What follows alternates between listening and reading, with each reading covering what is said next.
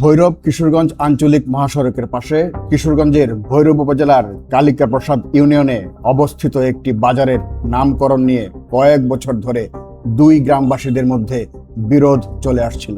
বাজারটির নাম এক পক্ষ নিজেদের গ্রামের নাম আকবরনগর ও অপর পক্ষ তাদের গ্রামের নাম মিরাটচর করার দাবি জানায়।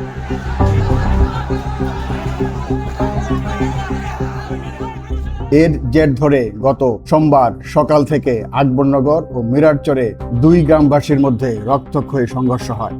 বুকিং দিন city convention hall, Alamgir Hossain city, গাইডাল, কিশোরগঞ্জ। এর সংঘর্ষে মিরাটচর গ্রামের মাসুদ মিয়া ও হিরণ মিয়া নামে দুইজন নিহত হয়। নিহতের জেরে আকবরনগর গ্রাম পুরো মানুষ শূন্য হয়ে যায়। তবে দুইজন নিহতের ঘটনায় ক্ষোভে ফেটে ওঠে মিরাটচর গ্রামবাসী। পরদিন মঙ্গলবার দুপুরে মিরাটচর গ্রামের বিক্ষুব্ধ জনতা আকবরনগর গ্রামের অর্ধশতাধিক বাড়িঘরে হামলা, অগ্নিসংযোগ ও লুটপাট করে। বুধবার সরেজমিনে গিয়েও বাড়িঘরে আগুন ও আগুনের ধোঁয়া বের হতে দেখা যায়। আর সংঘর্ষের ঘটনার জেরে বাজারটি বন্ধ থাকায় বিপাকে পড়েছেন এ বাজারের ব্যবসায়ীরা। মারামারি হলো দুই নামলে আর কিছু না, সব বন্ধ, বিলকুল বাজার বন্ধ। বাজারে কোনো লোক নাই না, ডরে আতঙ্ক হয়ে লইছে।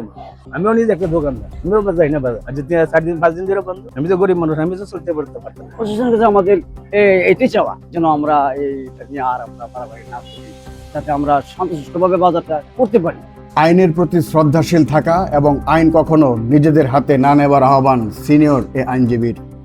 আইনজীবী হিসাবে আমি মনে করি যে কোনো বিষয় অপরাধ যদি হয়ে থাকে এটাকে আসলে নিজ হাতে নিতে নাই।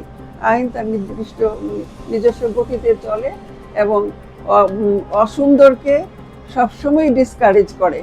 আইনকে শ্রদ্ধা করুন এবং যে কোনো সামাজিক অবক্ষয় যদি হয়ে থাকে সেটাকে আইনের আওতায় আনা উচিত বলে আমি মনে করি। শতভাগ আইন প্রয়োগ করা হবে। অস্থায়ী ক্যাম্প দেওয়া হয়েছে বলে জানান পুলিশ সুপার। আশ্বস্ত করতে পারছি যে আমরা 100% আইন প্রয়োগ করবো হত্যার। আর লোকাল লোকজনের মেসেজ দিচ্ছে যে আপনারা মারামারি যাওয়া দরকার নেই, আপনাদের অভিযোগ থাকলে থানায় আসেন। আর ওখানে আমরা একটা অস্থায়ী ক্যাম্প দিয়ে দিচ্ছি আপাতত আকবরনগরে। 25 জন একটা টিম আছে ওখানে। 3 দিন পর দুজন নিহতের ঘটনায় 2টি হত্যা মামলা দায়ের করা হয়েছে। News desk, Kishoreganj press.